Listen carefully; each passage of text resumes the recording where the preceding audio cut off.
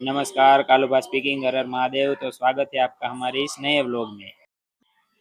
Fresh होके हम निकल गए ग्राउंड के लिए। फिर हमने की थोड़ी सी स्ट्रेचिंग और कर लिया थोड़ा सा वार्म अप। वार्म अप के बाद हो गई हमारी एक्सरसाइज।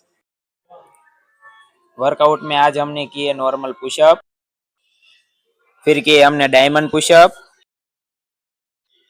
और लास्ट में कर लिया हमने डिक्लाइन पुशअप। वर्कआउट खत्म करके चल दिए हम घर की ओर। घर जाके हम रेडी हो गए कॉलेज के लिए। फिर हम अपनी कावासाकी निंजा एटवार लेके निकल पड़े कॉलेज की ओर। और ये आ गए हमारी कॉलेज पे। और ये हमारा क्लासरूम और हमने कर ली थोड़ी सी पढ़ाई। कॉलेज खत्म करके हम आ गए दुकान पे और ये सारे कवर रखने हमें यहाँ पे। और दुकान बढ़ा के हम चल दिए घर की ओर। तो मिलते हैं हमारे नेक्स्ट व्लॉग में।